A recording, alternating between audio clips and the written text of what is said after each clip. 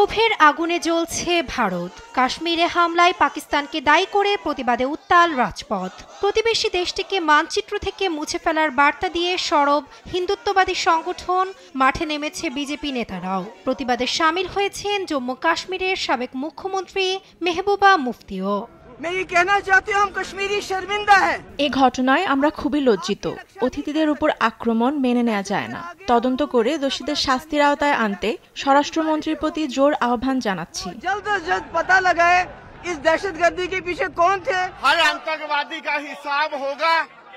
প্রতিটা খুনের বদলা নেওয়া হবে। তারা হিন্দুদের খুঁজে খুঁজে হত্যা করেছে। মোদি তাদের কাউকেই ছেড়ে দেবেন না। রাত থেকেই মোমবাতি প্ল্যাকার্ড নিয়ে রাস্তায় নামে উপত্যকাবাসী। হামলার ব্যর্থতায় স্বরাষ্ট্রমন্ত্রী অমিত শাহর পদত্যাগের দাবিও তোলেন ক্ষুব্ধ জনতা। নিরপরাধ মানুষদের হত্যা করেছে বন্দুকধারীরা। ছুটি কাটাতে এখানে আসা পর্যটকদের উপর গুলি চালানো হয়েছে।